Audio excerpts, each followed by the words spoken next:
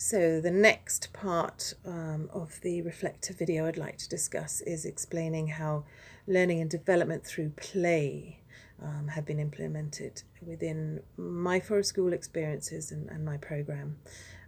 Quite simply, to me, children learn through play, whatever situation they're in, whatever environment they're in.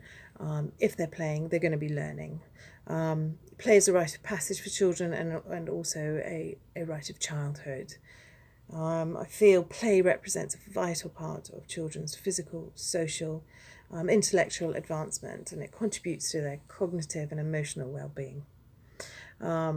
It's also an excellent way for adults in their lives, like parents or caregivers and aunts and uncles, to engage fully with their children. Sadly, I find in sort of mainstream schools that play isn't given the time it needs. Free play has often been looked at as a negative, allowing children to go off and explore and play. It's like, oh, they should be doing something more academic.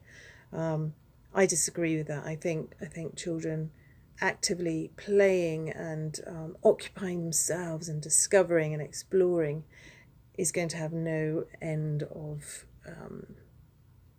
wonderful experiences and development for them. Also, let's face it, this society today, hectic lifestyles, exams and extras here and extras there. The children don't have time to play. I mean, in my mainstream school, they're at school at 6 a.m. doing swimming or cross country. Then they're at school all day in the classroom environment till 4, and then they go off and they do tennis or ballet or music lessons. By the time they get home, they then have to do homework. When do they get to play? Well, they seldom do. Which I think is really sad, and I think it's not beneficial for children at all. Play is essential, in my mind, to children's development, and I think that the Forest School environmental approach advocates this wholly. So activities that I offer or I offered, they take into account all the learning styles. So, for example, your children who are visual learners or kinesthetic learners or auditory learners, there's so many different aspects of the Forest School activities that they're getting a really sort of all-rounded approach to learning. It also, the activities I offer take into account different ability levels and the individuals.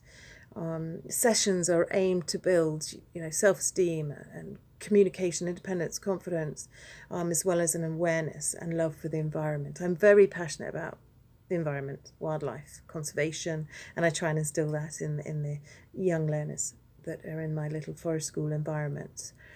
I'd include activities, I like to include activities that foster kinship and a community spirit, providing new experiences and extending the learners to try new things and challenges.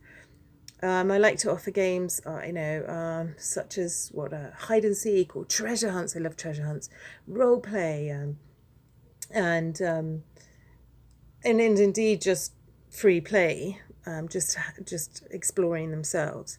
I like to incorporate that in each week's session, kind of thing, so that they get a chance to play. I like to join in and play with them. I think as adults it's a bit of a shame we don't play. We don't.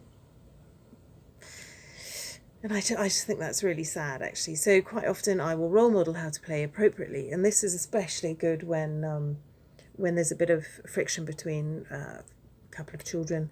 It's quite good to role model so they see how they see how play can be a positive experience. In the same breath of me role modelling, it's quite important that children play how they want, as long as it's safe and not dangerous. This ties in with the learner-led activities. The learner-led play is very important as well. It's quite fun to mix up the groups at different ages, playing with different people, different genders and backgrounds, throw them all together. Love watching how they react and respond to each other, and what they learn from playing with each other. You can tell so much about the learners in your charge, what they're like and how they would problem solve, or perhaps even something like that they're struggling with, or an emotional situation, or a physical difficulty that they're struggling with. By them playing and me observing, I can gain so much by watching them.